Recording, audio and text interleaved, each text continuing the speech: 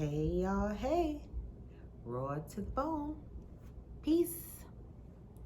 Well, I wanted to jump on here tonight and tell a story. I've been doing it the last couple of days.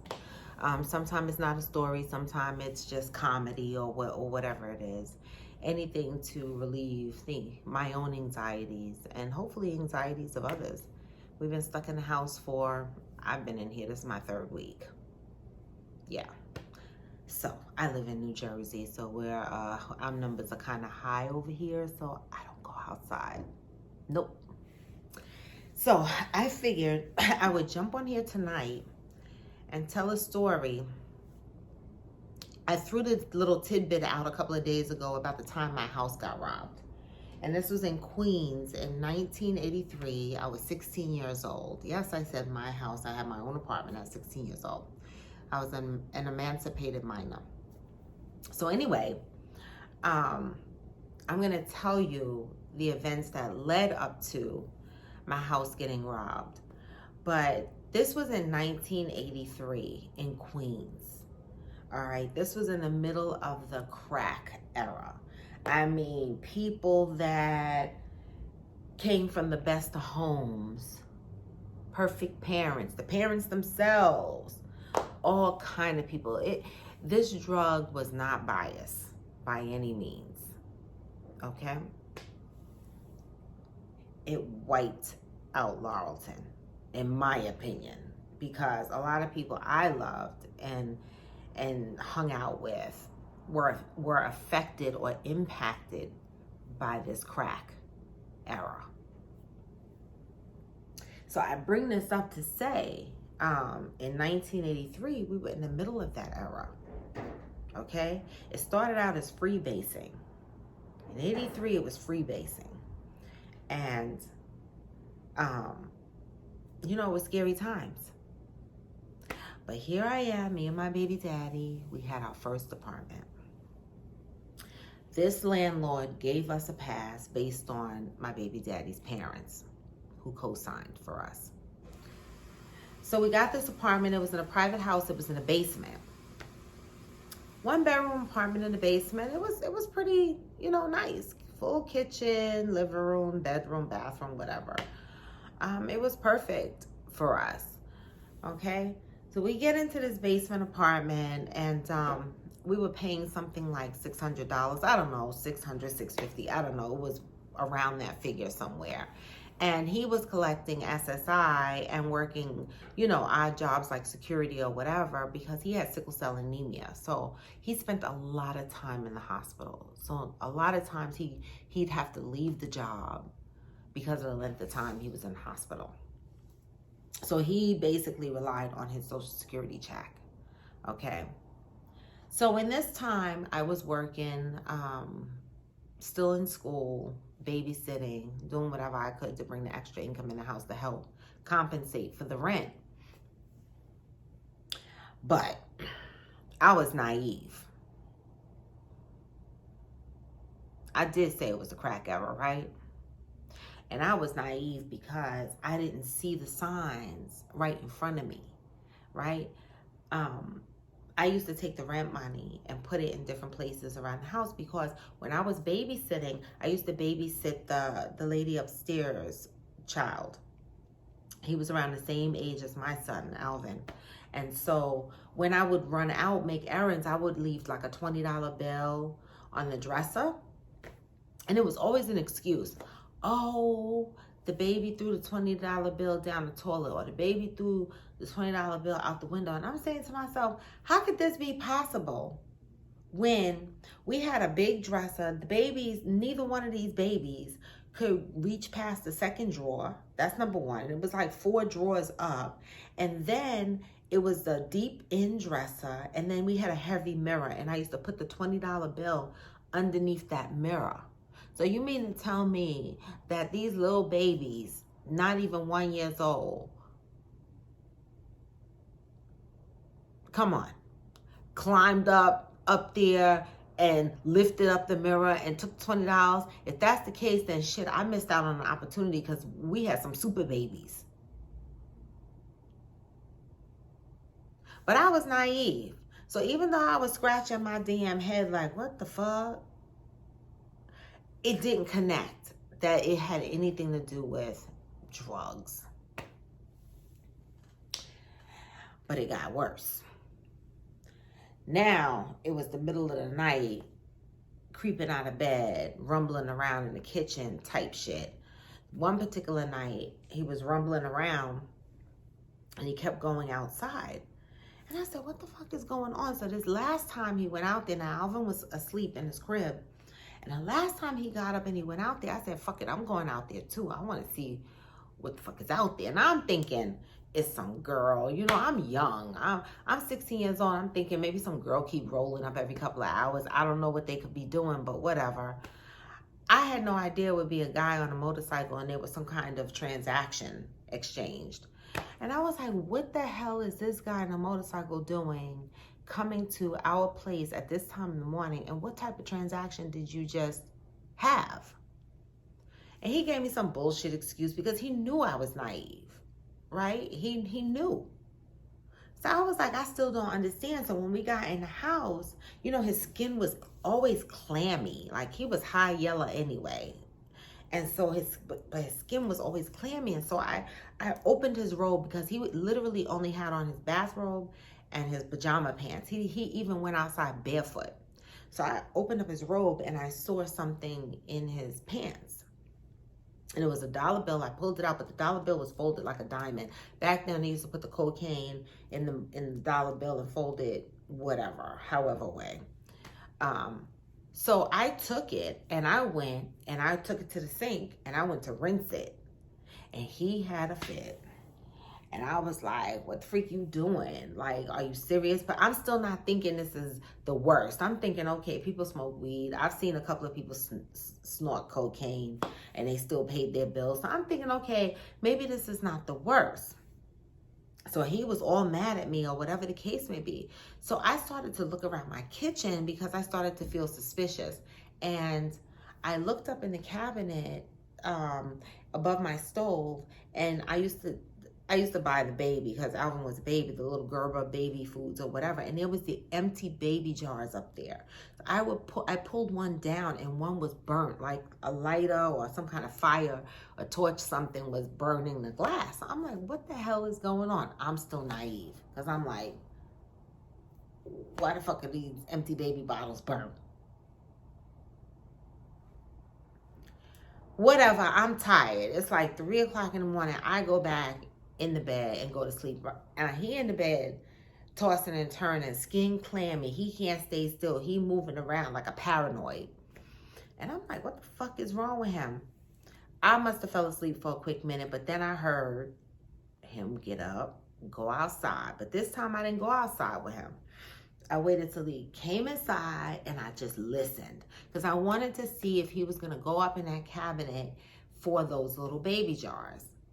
So I just laid in the bed, and when he came in the house and I heard him fumbling in the cabinets, I got up and I went in the kitchen. And I said, what is going on? Right? He looked at me all frantic and he was like, oh, some bullshit. It was some bullshit. So I get closer to the stove. We had one of those stoves where the stove top was on the counter and the wall, we had the wall ovens. So I see these rocks on the stove. It wasn't like the cocaine that was in the paper that I rinsed off the dollar bill. It was white rocks and they were on my stove. So, I was OCD then. Okay. The first thing I did when I looked at them was immediately reflex. I swept them in the sink. He had a fit. And I'm like, what was that? I'm still stupid ass naive.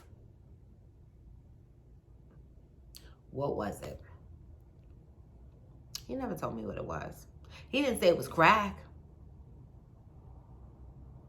And I still didn't know it was crack. But something told me, you better go check where your money at. Because I used to spread my money around and hide in places, not because I was hiding it from my baby daddy, but because we were in the middle of a crack era and you just couldn't trust nobody. So I would put it in different places. So I said, let me go check for my money. Something don't feel right. And it was rent time. And so I used to have this bookshelf in the living room. It was catty corner. And it was like a vase and flowers and decor, whatever. So I used to stuff some money in a particular vase that had flowers in it. And so I took the flowers out and I put my hand in the vase and I'm moving my hand around. I don't feel no money. And I'm like, wait a minute. No, I know maybe my fingers are not long enough. You know what I'm saying? Because there got to be that money in there. Rent is due. Okay. I put my hand back in there, feeling around. I'm panicking. Money not in there. I'm looking all over. And I'm second guessing myself, thinking maybe I didn't put it there. So now I go check my other hiding places. I don't know. Back then I used to put contact paper in all of my drawers. And so I used to put money in various places under contact paper, in my closet, maybe under contact paper, on a shelf, in my bathrobe, wherever, right? But I spread my money around, but I did have a nice portion in that vase in the living room. I don't know why. I guess it was because it was closest to the door and I figured if I had to run, I could grab that and it would be the bulk of my money. But those were very crucial times in the 80s, in the crack era, okay? And I was only 16, keep that in mind too, with my own apartment. So I was scared. So anyway, there was the other places, the money was still there. So I was like, so I asked him, what happened to the money in the vase? He tried to act stupid. After a while, it dawned on me, you took the money from the vase to buy whatever it was you were buying, these drugs or whatever the case you're doing or whatever. Now I'm sitting here thinking, how are we going to pay the rent? Okay, this man is not going to accept any kind of excuses from us about this rent. And by the time his next SSI check come in, and by the time my babysitting money come in and whatever from my little odd job, we're going to have to pay the next rent. So we're always going to be behind. So now I'm scared. So now a couple of days after that, okay, after that whole mess with the cocaine in his pants and the crack on the stove, and me being naive and not knowing what it was, he ended up in the hospital, sickle cell crisis. So I'm stressed at home trying to figure out how I'm gonna get this rent money. There was just nowhere I could get it from. And it was just nothing I could do. I couldn't think of any way to get this money. And so one night, I put my son to sleep. He was in his crib, knocked out. I took a shower, laid across the bed.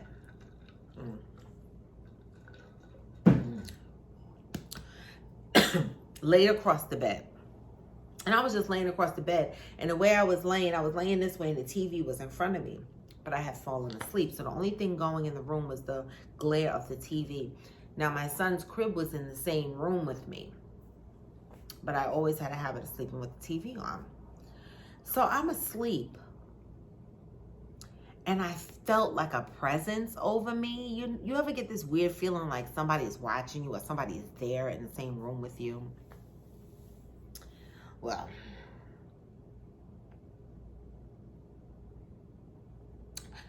I flipped over so damn fast, sat up, and I saw this big shadow of a man. And it was the landlord. That's the first thing I thought of because it looked exactly, I'm trying to clear my eyes, clear my vision. I was in a deep sleep. I said, oh my God, what the freak is this landlord doing in my house? So even though I say I was naive, I always had a mouth. So having a mouth wasn't my issue. I just didn't understand the drug game or whatever that was, right? I understand it now, but I didn't understand it then. So I said, what the fuck are you doing in my house? This man said to me,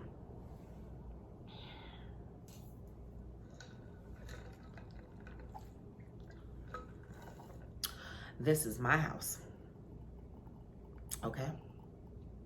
And you owe me rent. And I was like, I know I owe you rent, but that doesn't give you the right to just walk into my house. Right?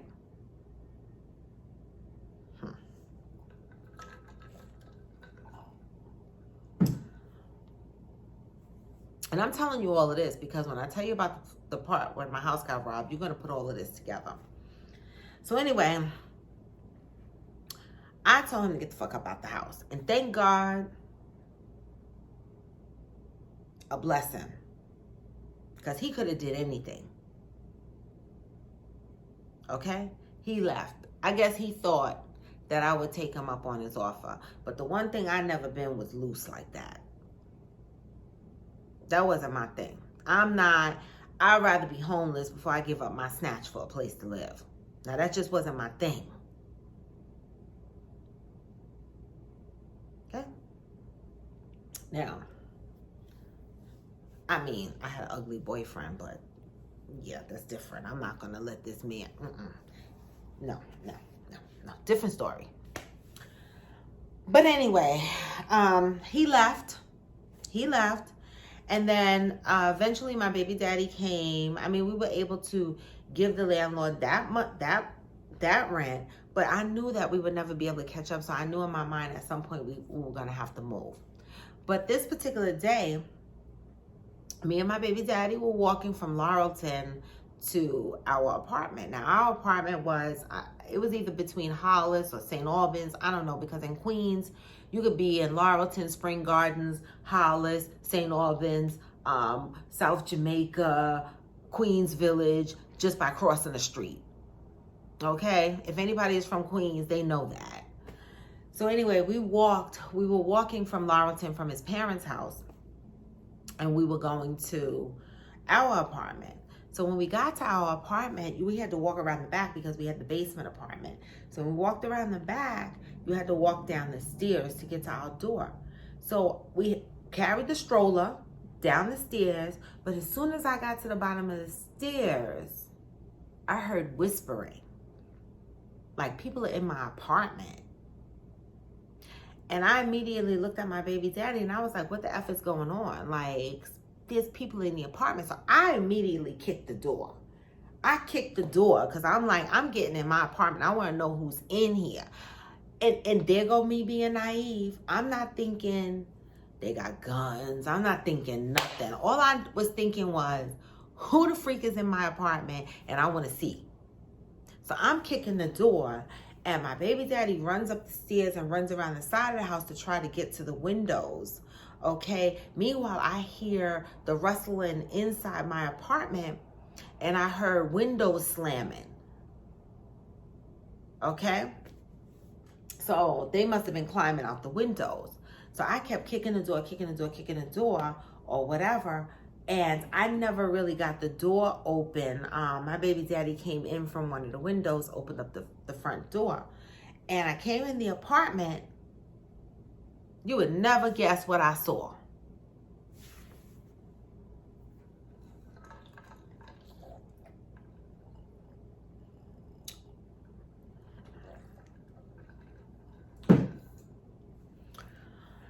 They ate my leftovers.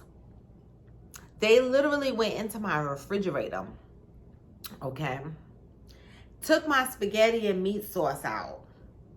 Heated it up. Vegetables and everything. Used my dishes and sat at my table and ate my leftovers. Mind you, we were struggling. So when I made spaghetti, that spaghetti lasted us 3 days. Okay? They ate all of the freaking spaghetti, drank our juice. Then they had beer bottles all over the house. They must have brought their own beer. Then there was cigarettes, cigarette butts and cracked glass pipes. And I'm saying to myself, they were mighty comfortable to be coming in here to rob me. They didn't take my furniture. They were in here chilling, getting high, eating my food. Like, that just didn't make sense to me. And I started to think, okay, my baby daddy just came home a couple of days ago from the hospital. It could be one or two things.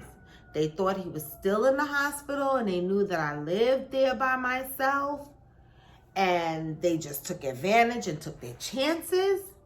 Because even though my baby daddy had sickle cell, and even though he was skinny, he was crazy. He wasn't afraid. So it was either that, they thought I was by myself, or my baby daddy knew exactly who they were. And I just felt like it was an inside job. I felt like he knew them. They knew our timing throughout the day. Maybe it was a debt he owed them. I don't know what. But that crack made motherfuckers crazy.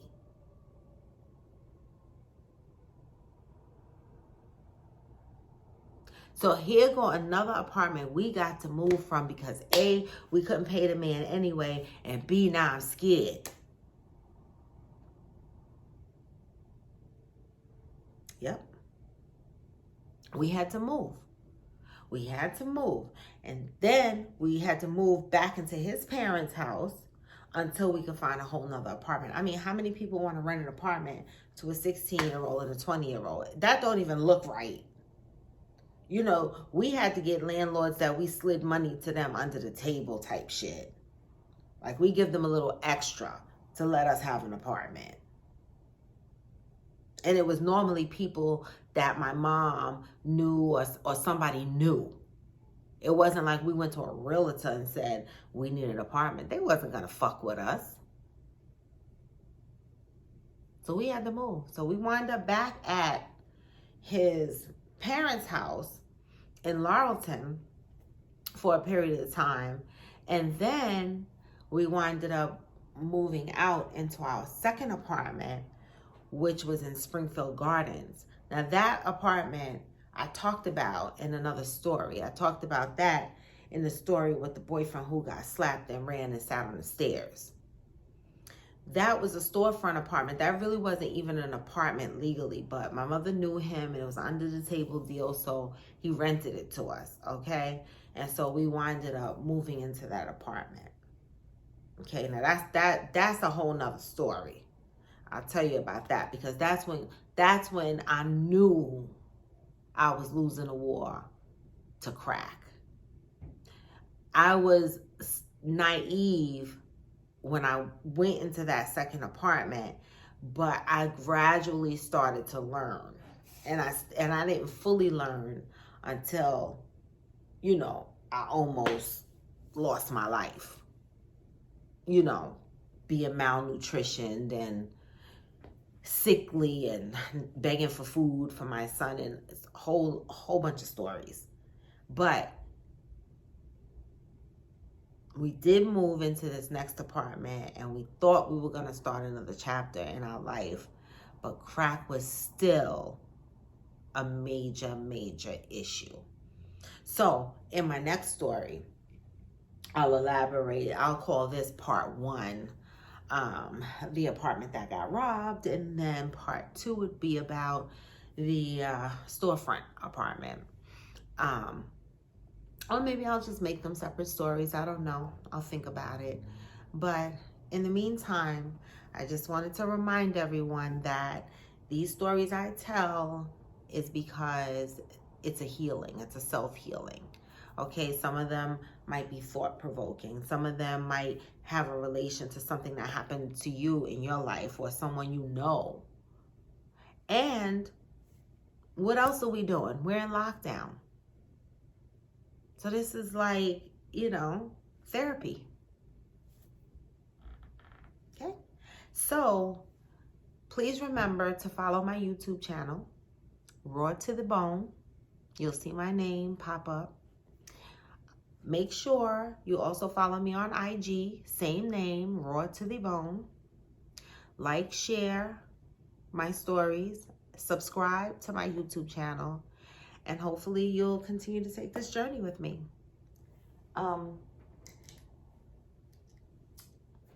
Besides that, be safe. Stay inside. Practice social distancing. It's important.